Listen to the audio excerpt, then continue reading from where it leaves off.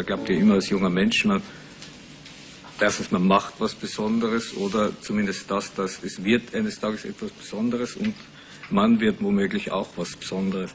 Das Besondere von Thomas Bernhard war nach anfänglichen Gedichtbänden sein erster Roman Frost.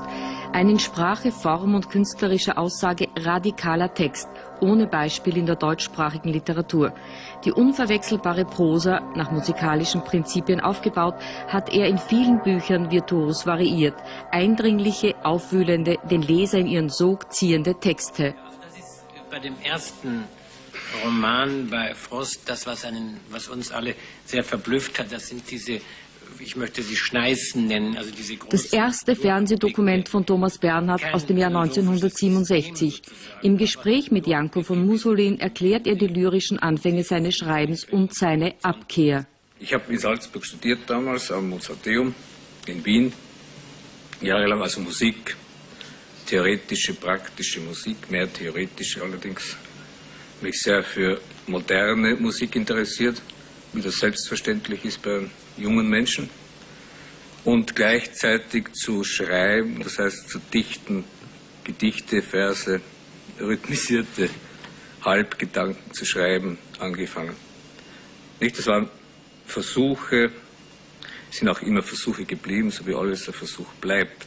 Es sind dann Hunderte, Tausende Gedichte und plötzlich tritt dann der Ekel davor ein, vor diesen ganzen Kisten und im Grunde ewigen Wiederholungen, die man bei anderen Leuten nicht vertragt, wenn man immer wieder dieselben Sachen liest. Im Grunde liest man, wenn man liest, eigentlich immer das Gleiche mit ganz wenig Abwandlungen. Und der Ekel ist am allergrößten bei den eigenen. Also muss man entweder die Kraft aufbringen, diese Kisten irgendwo auf den Dachboden zu stellen oder sie abholen zu lassen, irgendwo hin, wo sie dann nie mehr kommen können. Oder man geht mit diesen Kisten aus der Welt hinaus. Das Zweite ist mir also, das heißt nicht mit diesen Kisten zu gehen, ist mir als das Bessere erschienen. Ich habe dann aufgehört, Musik zu studieren. Wahrscheinlich war die Musik eben der äußere Anlass für das Verse, Lyrik, Dichten. Und bin dann zur Zeitung gegangen als Gerichtsreporter in Salzburg, allerdings noch immer in der schönen architektonischen, musischen, pseudo-musischen Atmosphäre der Kleinstadt dort, die wunderschön ist, für 3-4 Tage, aber nicht für Jahre oder womöglich ein halbes Leben, geblieben. Und dann kam die Besiedlung nach Wien. Ich war immer wieder in Wien monatelang, nicht, weil man ja beim Studium auch hin und her kommt. Auch in größere Städte, interessantere, vielleicht technisch, soziologisch interessantere. Damit auch das Vergnügen nach Jahren, in denen ich überhaupt nichts geschrieben habe, weil es mich nicht mehr interessiert hat, am Denken. Das heißt zuerst am Nachdenken. Aus dem Nachdenken wird folgerichtig ein Denken, dann ist es allerdings wieder ein Nachdenken, wie man draufkommt. Den Rest des Lebens denkt man einfach nach, man denkt dann nicht mehr. Aber immerhin war dieses Vergnügen am Denken der Anlass, einfach Prosa zu schreiben, nach der Lektüre oder dem Lesen von gewissen philosophischen Konzentraten am Anfang einmal, weil Geschichten an und für sich interessieren mich ja nicht, oder Beschreibungen, nicht? Ich meine, ich finde es interessant, einen Pascal zu lesen, einen Descartes oder Novalis. Also Leute, die einfach denken, nicht? Und die nicht nur beschreiben und wiederkäuen, nicht? Bücher, die den literarischen Weltruhm von Thomas Bernhard begründeten. In Österreich wurde sein Werk von Beginn an von Skandalen begleitet. Für viele unannehmbar die Kritik des Autors am österreichischen Staat und seinen Repräsentanten. Seine schriftstellerische Arbeit definierte er in der Gesellschaft für Literatur als einen künstlerischen Balanceakt. Variiert das halt und man spannt neben dem Seil noch eins, aber es ist immer derselbe Zirkus, über den man halt drüber spaziert. Bis man halt herunterfällt, dann ist es aus. Ja, aber einmal haben Sie das Seil gewechselt. Sie waren doch in der Lyrik, da gab es doch andere. Ja, das war noch kein Seil, das war noch ganz am Boden. Also Ihre Lyrik liegt schon innerlich weit hinter Ihnen? Ja, da waren die Spaßmacher, die waren inzwischen schon da und haben das alles weggetragen. Und dann ist das Seil gespannt worden. Nicht? Aber allerdings kommen ja dann noch die Tiger und die Löwen, ich weiß nicht was da. Aber vielleicht macht das ein anderer. Schreiben Sie noch Lyrik? Nein, überhaupt nicht. Gar nichts. Also das ist eigentlich ein abgeschlossenes Kapitel. Und der große Roman, den Sie unterbrochen haben, der geht jetzt... Groß, weiß ich nicht. Ja, so ein Roman, also große Prosa. Das ist entsetzlich.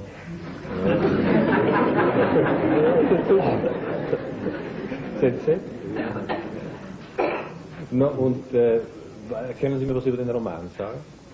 Nein, eigentlich nicht. Nein, das ist zu unklar. Nicht fair, man weiß nicht, was man macht. Aber Sie schreiben an den jetzt weiter, ja, wenn Sie zurückkommen. Da geht es wieder dahin dann. Und am Montag machen Sie noch den Staatspreis hier und dann geht es wieder Vormittag. zurück Ja. nach Gmunden. 2 Wochen. Dann fahre ich überhaupt Der weg. Bern hat in Gmunden ein altes Bauernhaus gekauft und sehr schön hergerichtet und wohnt dort als Einsiedler. Ruine. Eine Ruine, ja. Und dann fahren Sie nach Jugoslawien, glaube ich, nicht? Ich möchte einen Monat unten sein, das ist als Arbeitsklima immer sehr gut gewesen für mich. Es ist, glaube ich, weniger günstig, wie ich mir das vorgestellt habe, dass man am Land in so einem Haus lebt, aufwacht, schreibt und am Abend ist man wieder allein oder am Land. Das ist, glaube ich, falsch. Sich selbst ausgesetzt, ja. sozusagen.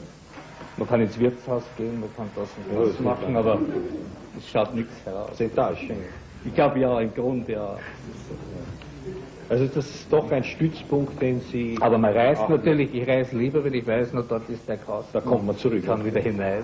Das Instandsetzen des verfallenen Vierkanthofes begeisterte ihn. Weitere Liegenschaften wurden erworben.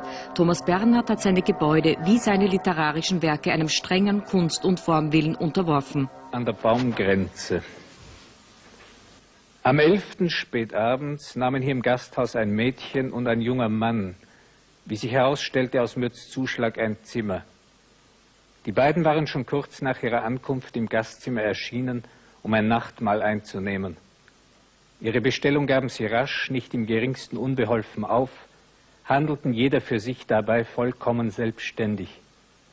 Ich sah, dass sie gefroren hatten und sich jetzt in Ofennähe aufwärmten. Sie seien, meinten sie, über die Menschenlosigkeit, die hier herrsche, überrascht und erkundigten sich, wie hoch Mühlbach liege. Die Wirtstochter gab an, dass wir uns über 1000 Meter hoch befänden. Das ist unwahr. Ich sagte aber nicht 980, ich sagte nichts, weil ich in der Beobachtung der beiden nicht gestört sein wollte. Sie hatten mich beim Eintreten in das Gastzimmer zuerst nicht bemerkt, waren dann, wie ich sah, über mich erschrocken, nickten mir zu, schauten aber nicht mehr zu mir herüber. Buchneuerscheinungen waren für den Autor ein Anlass, vor die Fernsehkamera zu gehen und Fragen zu beantworten.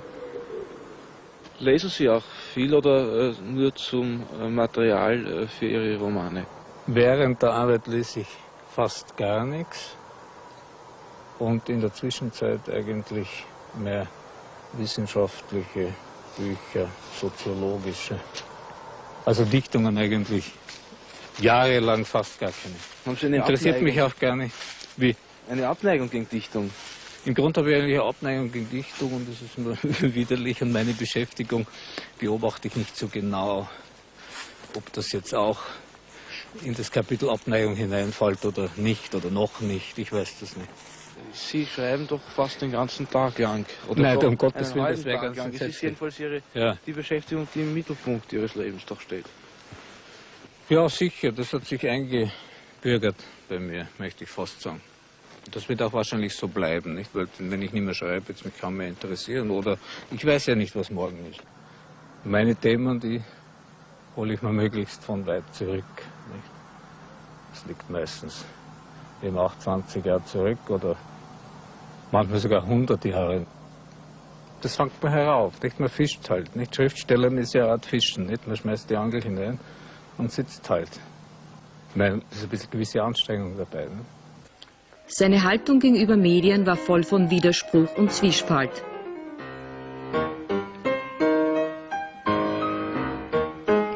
Im Im Sommer 1970 hat er sich in Hamburg nach tagelangem Suchen nach einem geeigneten Schauplatz auf eine Bank gesetzt, um wie verabredet vor dem Regisseur Ferry Radax eine Reihe ihn betreffender Sätze zu sagen und also Aussagen zu machen. Und zwar, wie Bernhard später weiter feststellte, in dem Zustand äußerster Irritation. Rolle 23, 21 zum ersten.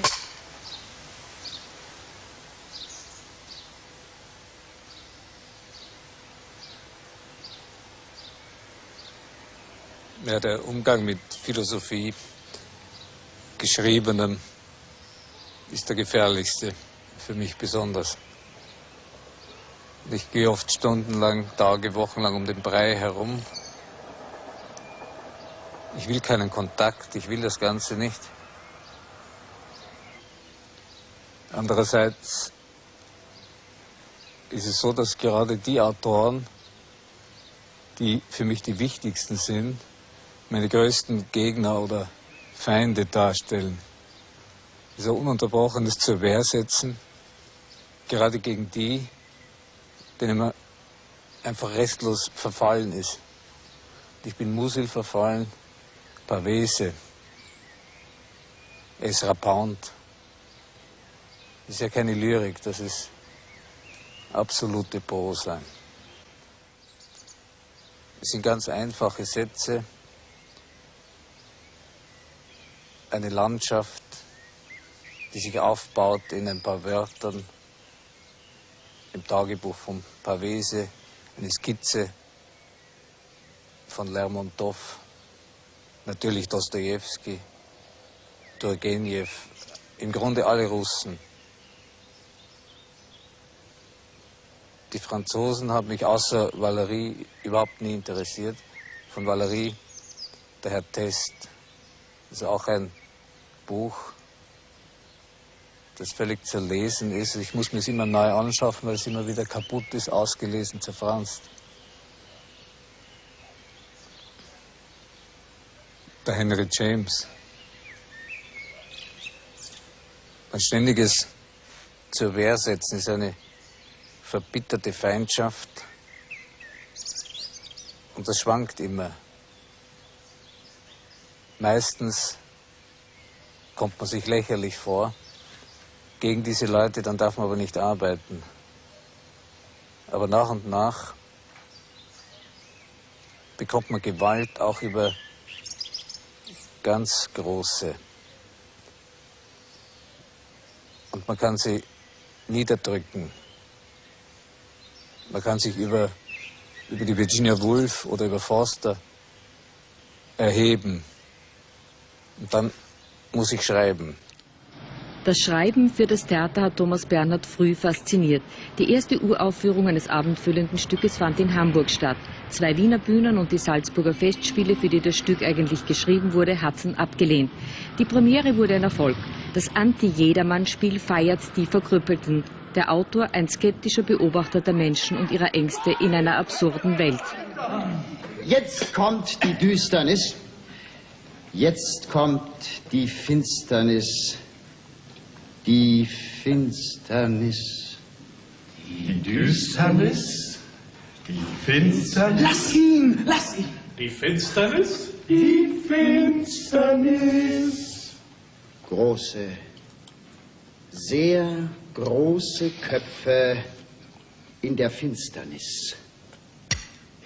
Ihr müsst euch vorstellen, sehr große Köpfe in der Finsternis. Bei diesem Text ist es so, dass er eigentlich in der Arbeit immer wieder sich als nachgiebig erwiesen hat. Dass man also, wenn man dachte, so hat man es jetzt und so ist es, dann konnte man immer wieder was Neues entdecken. Ich habe das auf der Probe verglichen mal, diesen Vorgang verglichen mit den Narrentexten bei Shakespeare, die also auch zunächst ihren Vordergrund haben, diese berühmten großen Narrenmonologe, Narrenszenen, die ihren Vordergrund haben, den man zunächst nur aus der Situation erklärt, in denen dann plötzlich viel mehr steckt. Warum hast du gelacht? Es ist nichts zum Lachen, hast du gehört? Es ist nichts zum Lachen, hast du gehört? Nichts. Nichts, nichts. Es ist nicht zum Lachen. Wir sagen, wir geben eine Theatervorstellung, prolongiert ohne Zweifel in die Unendlichkeit. Aber das Theater, in welchem wir auf alles gefasst und in nichts kompetent sind, ist, Seit wir denken können, immer ein solches der sich vergrößernden Geschwindigkeit und der verpassten Stichwörter.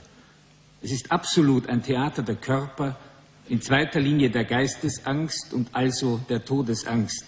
Wir wissen nicht, handelt es sich um die Tragödie um der Komödie oder um die Komödie um der Tragödie willen. Aber alles handelt von Fürchterlichkeit, von Erbärmlichkeit, von Unzurechnungsfähigkeit. Wir denken, verschweigen aber.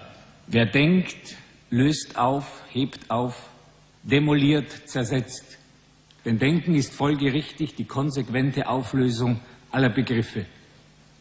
Wir sind, und das ist die Geschichte, und das ist der Geisteszustand der Geschichte, die Angst, die Körper- und die Geistesangst und die Todesangst als das Schöpferische.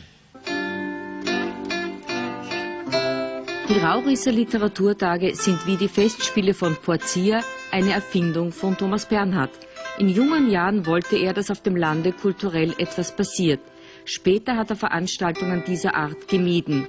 Ich bin ein Weltschriftsteller, sagte er, und keine lokale Größe. Das Kalkwerk sei keine Idylle, soll er zu Bieser gesagt haben. Aber wie leicht glaube man, das Kalkwerk sei eine Idylle, weil man in Bezug auf das Kalkwerk immer nur in oberflächlicher Beurteilung stehen und stecken geblieben sei. Dass das Kalkwerk eine Idylle sei, glaubten die Leute, die das Kalkwerk mit ihrem oberflächlichen Beurteilungssadismus oder Beurteilungsmasochismus beurteilten, während das Kalkwerk zum Unterschied von der Umgebung des Kalkwerks ganz das Gegenteil einer Idylle sei. So seien die Besucher immer der Meinung gewesen, sie kämen in eine Idylle herein, wenn sie ins Kalkwerk hereingekommen sind, wenn sie nur in die Nähe des Kalkwerks gekommen sind. Sommerbesucher wie Winterbesucher hätten sich immer schon in dem Entschluss, zum Kalkwerk zu gehen, ganz darauf eingestellt, in eine Idylle zu gehen, während sie doch genau in das Gegenteil einer Idylle zu gehen sich entschlossen hatten, also in völliger Bewusstlosigkeit einem vollkommenen Irrtum zum Opfer gefallen seien, schon zu dem Zeitpunkt des Entschlusses, in Richtung auf das Kalkwerk zu gehen. Der österreichische Schriftsteller Thomas Bernhard erhielt heute Vormittag im Rahmen der Akademie der Wissenschaften den Grillparzer-Preis. Preise, Ehrentitel und Auszeichnungen hat Thomas Bernhard in späteren Jahren aus Prinzip abgelehnt. Unter anderem den italienischen Mondello-Preis, den französischen Prix Médicis und den mit 1 Million Schilling dotierten Preis der Römischen Akademie der Wissenschaften. Bernhard erhält den mit 30.000 Schilling dotierten Preis für sein Schauspiel Ein Fest für Boris, das 1970 in Hamburg uraufgeführt wurde. Unter den Gratulanten befanden sich Professor Felix Braun, einer der letzten Grillparzer-Preisträger, Professor Dr. Heinz Kindermann und Professor Dr. Friedrich Schreivogel. Der Preis wird alle 3 Jahre vergeben. Man müsste ja nicht von vornherein implizieren, dass ein österreichischer Schriftsteller des 20. Jahrhunderts unbedingt Beziehungen zu Grillparzer hat. Nun bestehen bei Ihnen solche Beziehungen? Ich habe an und für sich keine Beziehungen zu Grillparzer gehabt, weil ich ihn gar nicht gekannt habe, also dem Namen nach und vom Schullesebuch nicht. Dann in letzter Zeit habe ich mich damit beschäftigt und doch sehr viele Parallelen festgestellt, nicht ähnliche Konstellationen. Kann man das gewisses Außenseitertum. Ein Außenseiter blieb Thomas Bernhard sein Leben lang, auch als Autor der Salzburger Festspiele. Sein Auftragsstück Der Ignorant und der Wahnsinnige wurde im Sommer 1972 nach der Uraufführung abgesetzt. Ein nicht ausgeschaltetes Notlicht hatte einen Theaterskandal ausgelöst. Bernhard konstatierte Hinterhalt und Vertrauensbruch. Regisseur Klaus Peimann, sein Team und der Autor wurden beschimpft, verleumdet und zum Verlassen Österreichs aufgefordert. Thomas Bernhard geht mit seiner Heimatstadt ins Gericht.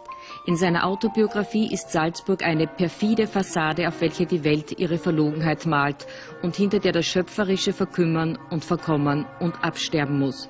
Der schöpferische Mensch wird, so Thomas Bernhard weiter, von schwachsinnigen Bewohnern und ihren gemeinen Gesetzen verletzt und verhetzt und am Ende immer vernichtet.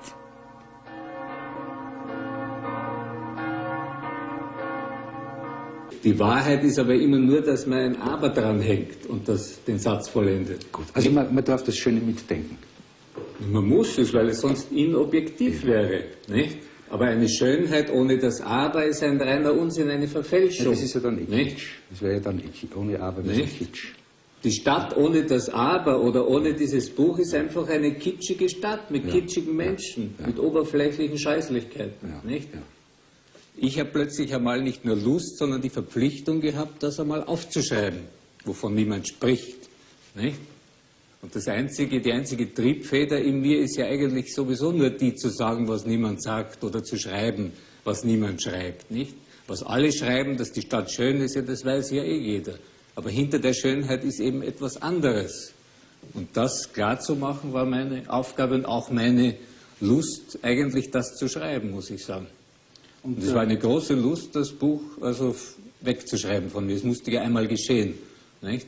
Außerdem ist es ja so, dass bei meinen Sachen oder Büchern, das sind jetzt, weiß ich nicht, 17, 20 Bücher, ich mache ja sonst nichts als schreiben, nicht? Die hängen in der Luft. Ich habe seit 20 Jahren nie eine Andeutung, eine biografische gegeben, irgendetwas von mir verlauten lassen. Nicht? Da lese ich die unmöglichsten Sachen, wo der her ist oder was das sei. Nicht? Das stimmt alles nicht.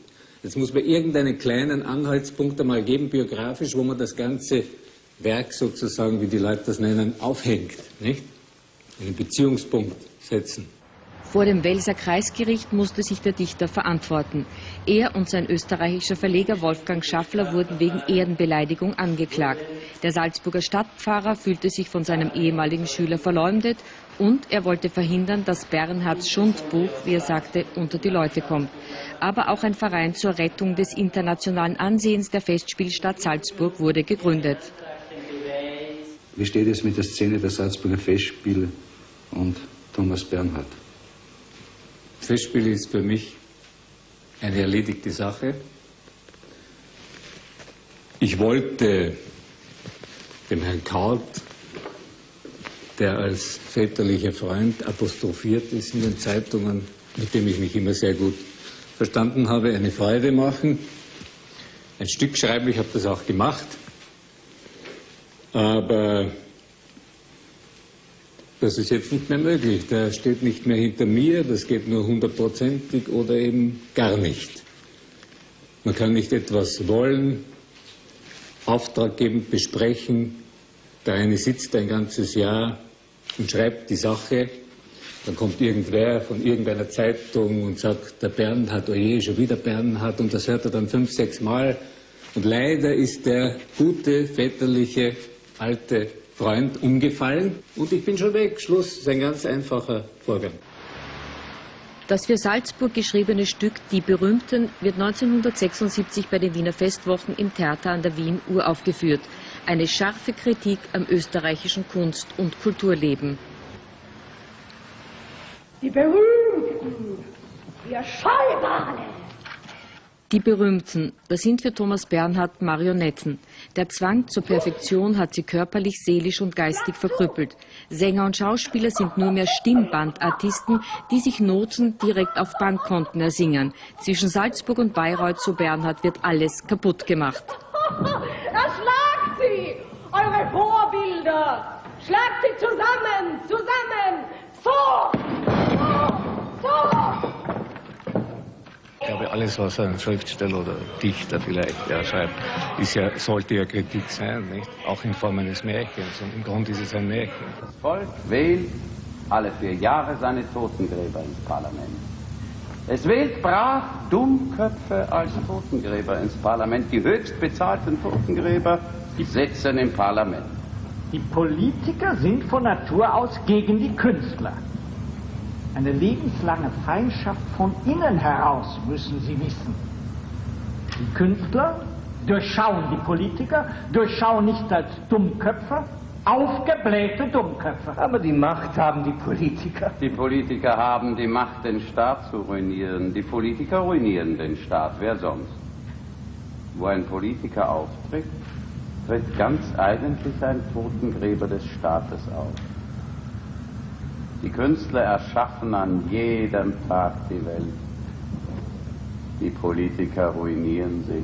Das heißt, dass in diesem Land die Kultur nur ein Mittel zum Zweck immer ist, aber die Leute eigentlich für Kultur sehr herzlich wenig übrig haben. Nicht? Und das erlebt man ja jeden Tag und überall, wo man hinkommt. Nicht?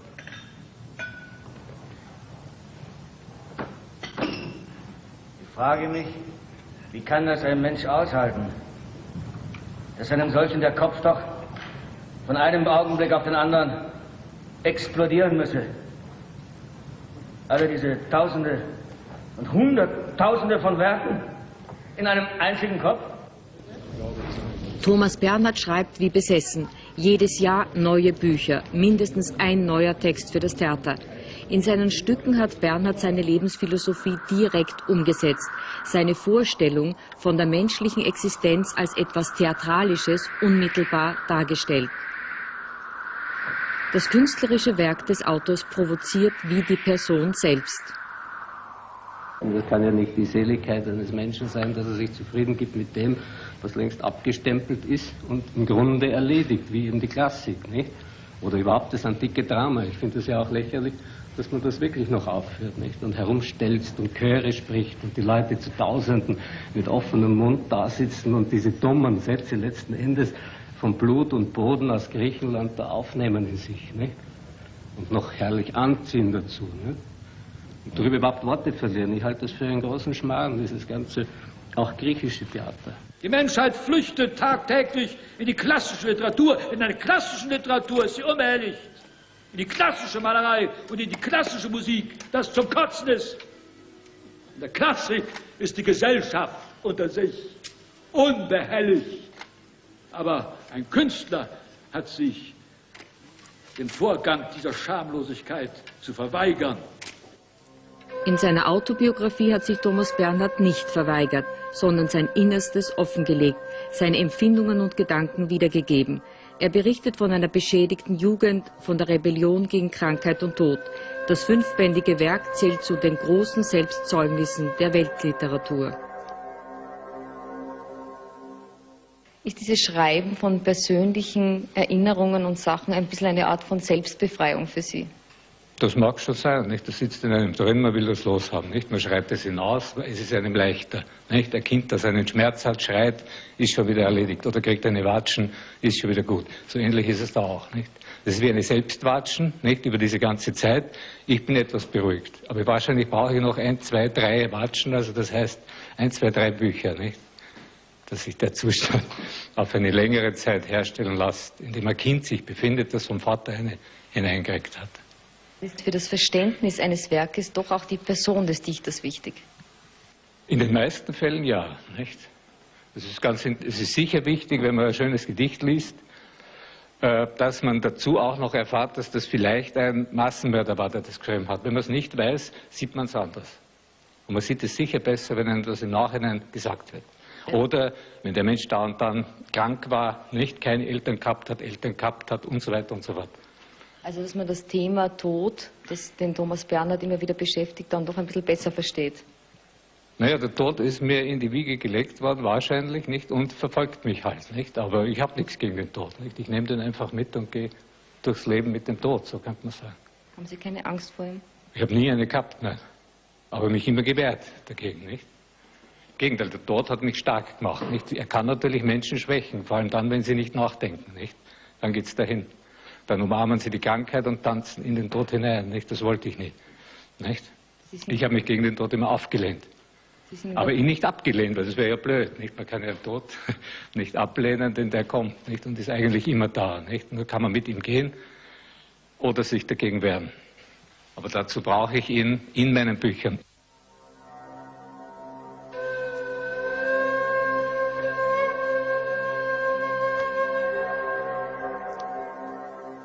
Ich hätte wahrscheinlich alles getan, um berühmt zu sein.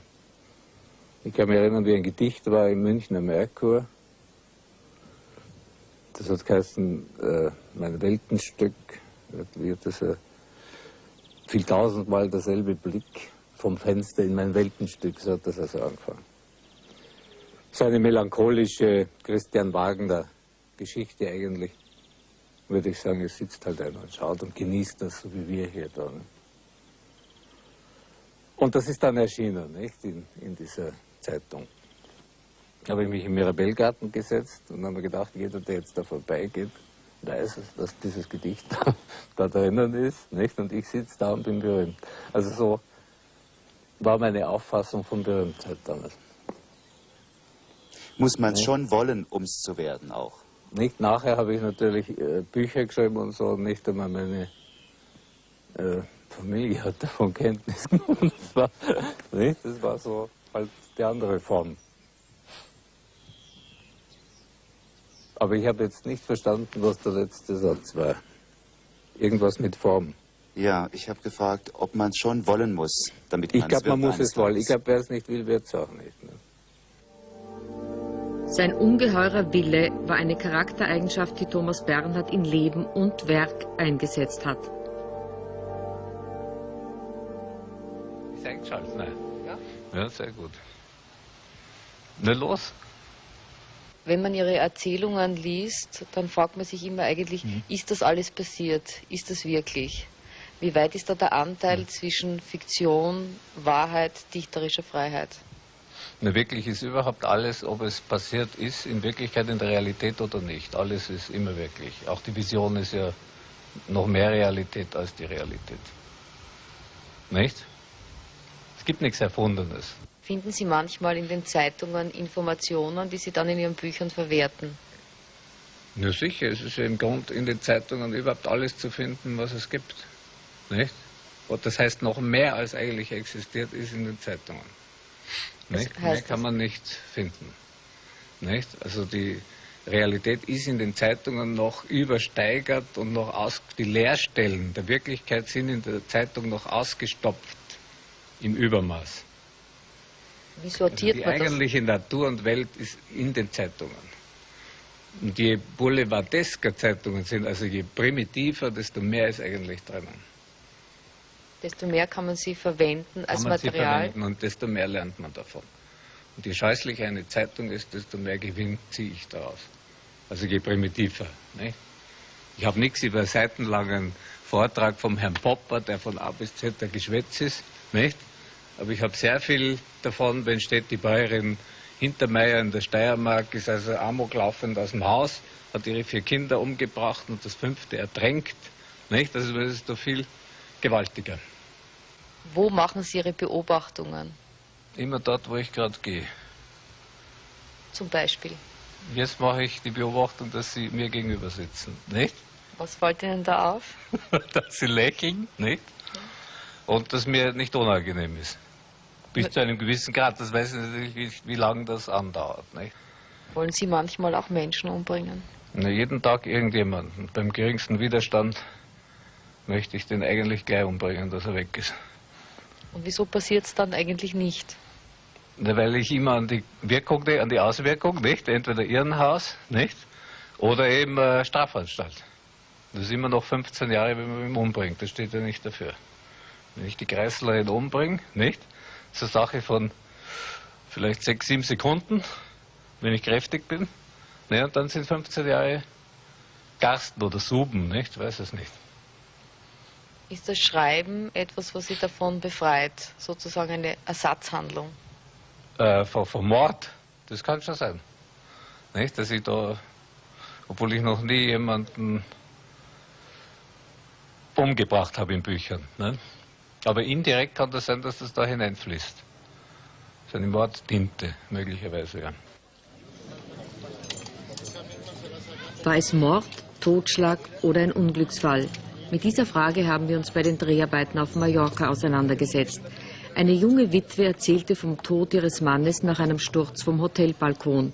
Thomas Bernhard hat ihre Geschichte ein Jahr später im Buch Beton literarisch verarbeitet.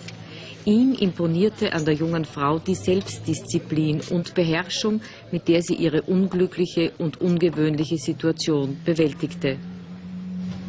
Beherrschung ist ja was sehr Schönes, glaube ich, ist ganz was Wichtiges. Ne?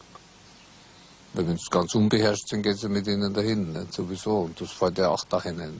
Das heißt, man braucht dann doch gewisse Regeln, nach denen man lebt, ne? Nein, Regeln braucht wirklich jeder, nicht? Kirche verordnet Regeln, der Staat verordnet Regeln und sich selbst muss man auch Regeln verordnen und der Familienvater verordnet sie auch. Ne? Also ohne Regeln geht ja gar nichts. Eine Regel, die eine Diktatur verordnet ist, ist sicher schädlich. Ne? Aber eine Regel, die sich ein Volk selbst mehr oder weniger verordnet und aufdiszipliniert, die wäre gesund. Nur ist meistens das Volk dazu nicht imstande und fällt eben auseinander. Und dann kommt der sogenannte starke Mann. Nicht? Und der bringt dann alles ins richtige Lot, das heißt ins Chaos und ins Verderben. letzten Endes.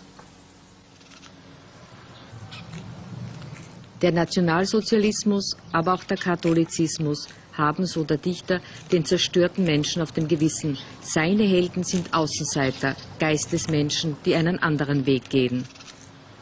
Weil Geist ist überall. Geist, die ganze Welt erstickt ja fast am Geist. Ne? Das wird erst was wert, wenn es zum Wort wird. Aber eher zum Gesprochenen, denn das lebt. Und das Wort, das am Papier steht, ist ja auch längst tot, das ist im Grunde auch nichts wert. Aber nur das können sie meistens verkaufen, weil die Welt betrogen sein will. Nicht? Am Papier ist meistens nur Betrug. Während ein lebendes Wort mit der ganzen Vibration, nicht? Die ja der Hals mit sich bringt, das kennen Sie ja, Sie haben ja Medizin studiert, nicht? Das ist das Wertvolle, Unwiederbringliche, Unbezahlbare natürlich. Nicht? Oder wie viel wert sind 2 Wörter von Goethe, nicht? Mehr Licht, nicht? Also seit 150 Jahren, nicht? Kommt das in alle Schulbücher und überall hinein, wie wahnsinnig viel wert sind diese 2 Wörter. Wobei ich überzeugt bin, dass er nicht gesagt hat, mehr Licht, sondern mehr nicht, weil er genug gehabt hat, nicht? Und der Rundfunk bestimmt den Wert eines Autors, indem er ein Honorar einsetzt, nicht? Ich weiß es nicht, pro Wort 20 Groschen oder was, nicht? Aber würden Sie sagen, dass das, was ich jetzt sage, jedes Wort nur 20 Groschen wert ist? Das Ganze selbst nicht. Und das kann man den Leuten nicht beibringen, dass das mehr wert ist.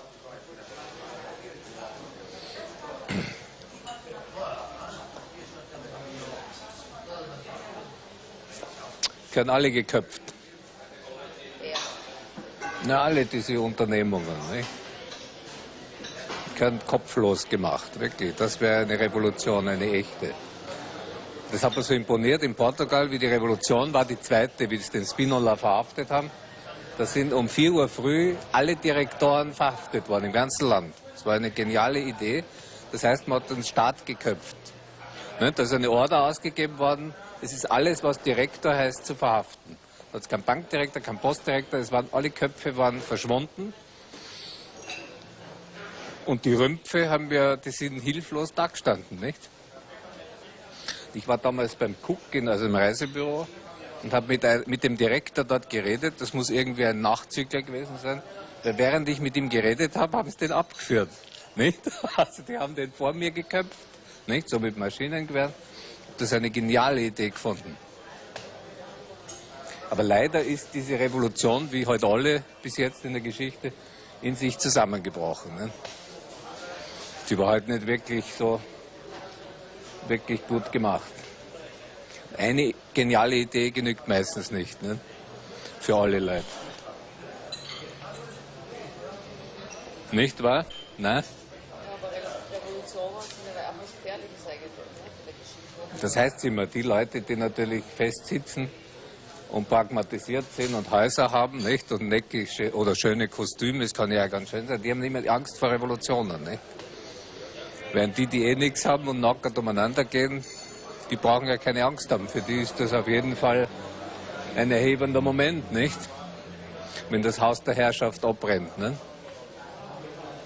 Alles ist subjektiv und falsch natürlich, ne? Das ist ja ganz klar. Ich habe nie behauptet, dass ich irgendeine Wahrheit oder irgendwas Richtiges gesagt habe. Alles geschenkt. Jedes Wort ein Geschenk. Aus Palma, die Mallorca. Thomas Bernhard hat immer aus der Erinnerung geschrieben. Die Schauplätze seiner Kindheit und Jugend, hier das Großvaterhäusl in Seekirchen am Wallersee, nur ungern aufgesucht. Im letzten Band seiner Autobiografie erkennt er in der Erziehung des Großvaters, des Schriftstellers Johannes Freundbichler, die Grundlage seiner künstlerischen Existenz. Sind Sie beim Schreiben über sich selbst klarer geworden? Nein, immer unklarer. Inwieweit ist es stilistisch anders geworden? Irgendwie habe ich mich entwickelt und wahrscheinlich auch die Art zu schreiben. Nicht? Und auch die Biografie hat sich entwickelt. Nicht? Das ist am Ende ganz eine andere Schreibweise wie in der Ursache. Nicht? Eher gelöster, würde ich sagen. Nicht? Dem Thema entsprechend war es zuerst doch eher sehr ineinander geschoben und wenn ich gegen mich bösartig wäre, würde ich sagen, einfach verkrampft. Nicht? Und dann hat sich das im Laufe der Zeit und mit den Jahren doch eher gelöst. Das heißt, je weiter Sie in die Kindheit zurückgegangen sind, desto direkter ist es geworden für Sie. Desto direkter und befreiender war es eigentlich dann, nicht? Am Ende löst sich ja auf in den Schrecken, der dann wiederkommt, weil man es ja eigentlich wie ein Da Capo dann wieder lesen müsste, nicht? Wenn man die Lust hätte dazu. Und ist es Ihnen nicht peinlich, so offen und schonungslos von Ihnen selbst erzählt zu haben? Mir ist schon seit 40 Jahren nichts mehr peinlich in dem Sinn. Also ich habe zu dem Wort peinlich kaum eine Beziehung. Was soll peinlich sein? Ja, dass Sie doch eigene Erlebnisse sehr schonungslos hier wiedergegeben haben. Man kann ja am besten schreiben über das, was man selber erlebt hat. Und mit der Zeit deckt man ja nichts mehr zu, man hat ja nichts mehr zu verheimlichen oder zuzudecken. Nicht? Wie es ist, war's und kann jeder alles sehen und alles lesen. Schranken gibt es dann auch keine mehr. Das ist eben, dass man sich löst im Laufe der Zeit. Nicht? Vorher macht man eher zu und keiner soll sehen, wie das ist und wie es da drin ausschaut, geht niemand was an. Nicht? Und dann macht man halt auf und reißt auf und jeder kann sehen, was er will und sich herausnehmen, was ihm passt. Nicht? Bis zum Herzen. Wenn das auch heraus ist, hört sich sehr ab. Der österreichische Staat vergriff sich 1984 an dem Buch Holzfällen. Der Richterin war es gleichgültig, ob es sich um Kunst oder Mist handelt. Sie gab der Ehrenbeleidigungsklage des Komponisten Lampersberg statt und ließ Holzfällen beschlagnahmen. Ein in der Zweiten Republik einmaliger Fall. Das Fernsehinterview fand am Tag vor der Beschlagnahme statt. An ein Einschreiten der Polizei glaubte Thomas Bernhard zu diesem Zeitpunkt nicht. Ist dieses Prosastück auch ein Stück Aufarbeitung Ihrer eigenen Vergangenheit? Ein Stück meines Lebens, ja. Entscheidendes Stück. Nicht irgendwann will man entscheidende Abschnitte, wie heißt es, festhalten. Mit der Feder, nicht, heißt es doch. So ist das gemacht. Aber das sind die 50er Jahre, jetzt sind die 80er, 30er Jahre Abstand. Nicht? Da kann man so Freunde von früher hereinziehen zwischen die Buchdeckel und hält sie fest, fotografiert sie, liefert das aus, das macht der Verleger. So ist das. Hat Sie die Zeit, über die Sie geschrieben haben, so erregt? Oder was war es, dass Sie das Die Erinnerung, die Zeit erregt einen ja nach 30 Jahren nicht mehr, nicht? Aber die Erinnerung, nicht? Die macht man sich gegenwärtig, nicht? Und dann sieht man, dass das lauter mehr oder weniger offene Wunden sind, nicht? Dann spritzt man ein bisschen Gift hinein und das Ganze entzündet sich und dann kommt ein erregter Stil zustande. Nicht? Da treten dann halt Menschen auf, und wenn man sie sieht, machen sie einen halb wahnsinnig, nicht? Und dann führt man sie ein in so ein Buch. Eben in eine Erregung. Aber wenn man über die Vergangenheit schreibt, dann müsste man doch eigentlich aus der Distanz ein bisschen besonnener sein können. Das ist das Klischee von Vergangenheitsbetrachtung, nicht? Das ist natürlich völlig falsch. Alte Leute können solche Bücher schreiben, nicht? Wenn sie dann lahm im Lehnsessel sitzen. Nicht? Aber nicht meine Art, noch nicht, vielleicht übermorgen. Ich bin noch erregt, wenn ich schreibe, nicht? Auch wenn ich was Ruhiges schreibe, bin ich letzten Endes auch erregt. Nicht? Erregung ist ja ein angenehmer Zustand. Bringt das lahme Blut in Gang. Pulsiert. Macht lebendig und macht dann Bücher. Ohne Erregung ist gar nichts. Wir können uns gleich im Bett liegen bleiben. Im Bett ist ja auch nicht Spaß, wenn Sie sich erregen, nicht? Und im Buch ist genauso. Ist auch eine Art Geschlechtsverkehr, nicht? Der Buchschreiben, nicht? Das für Sie so viel bequemer, nicht als früher, wo man das wirklich natürlich aufgeführt hat. Es ist ja viel angenehmer, ein Buch zu schreiben, als mit jemandem ins Bett zu gehen. Der Dichter reagierte auf die Beschlagnahme von Holzfällen mit einem Auslieferungsverbot seiner sämtlichen Bücher nach Österreich für die Dauer bis 75 Jahre nach seinem Tod.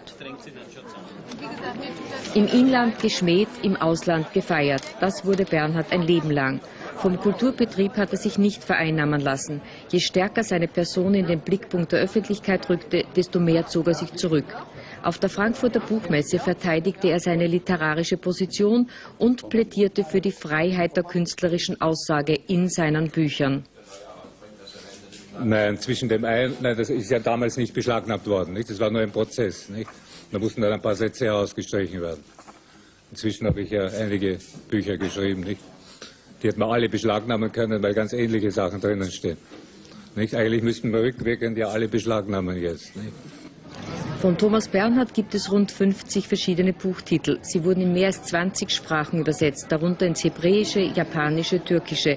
Seine Kritik am Staat, seinen Repräsentanten und Institutionen ist über Grenzen hinweg gültig.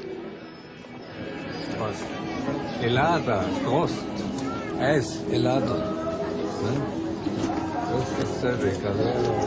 In Spanien, Frankreich und Italien war das Interesse von Anfang an groß. Sein Werk wird als das eines modernen Klassikers gefeiert. Jedes Buch ist in irgendeiner Landschaft, wie es so schön heißt, angesiedelt, nicht?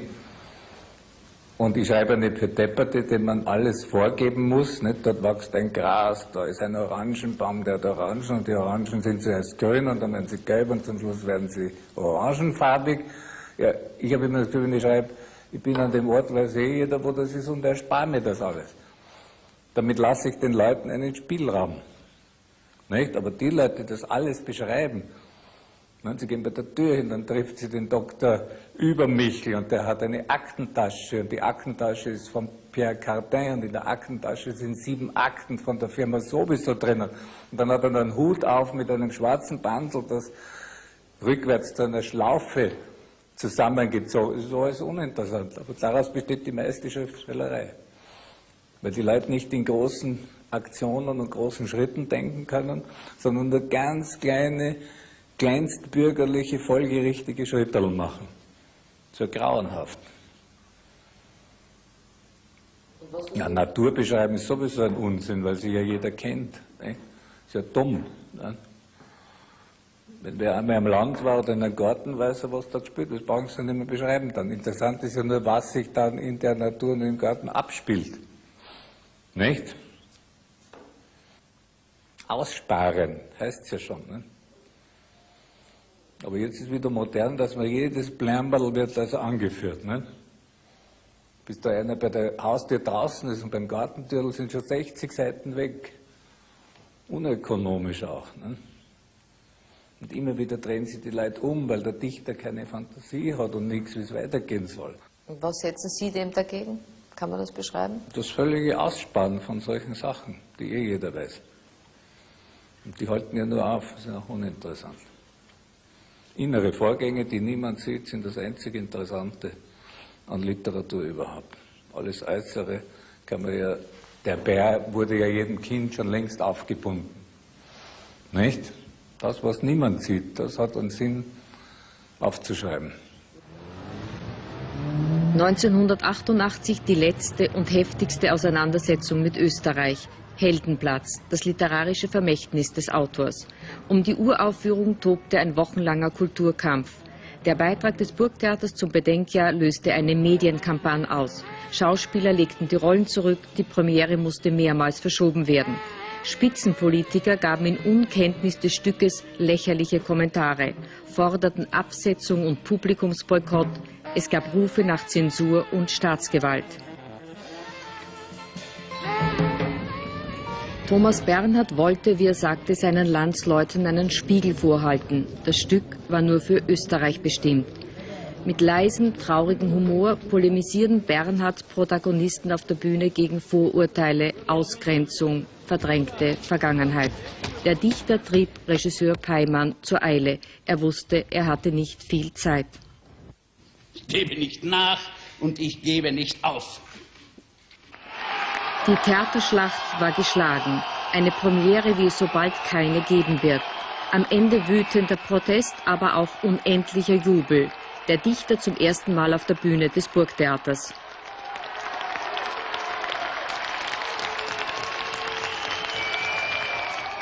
Der letzte Auftritt in der Öffentlichkeit, das letzte Fernsehdokument. Der Triumph eines Dichters, der die Kunst über alles stellte, der mit Gedanken und Werken die Welt auseinanderschneiden wollte.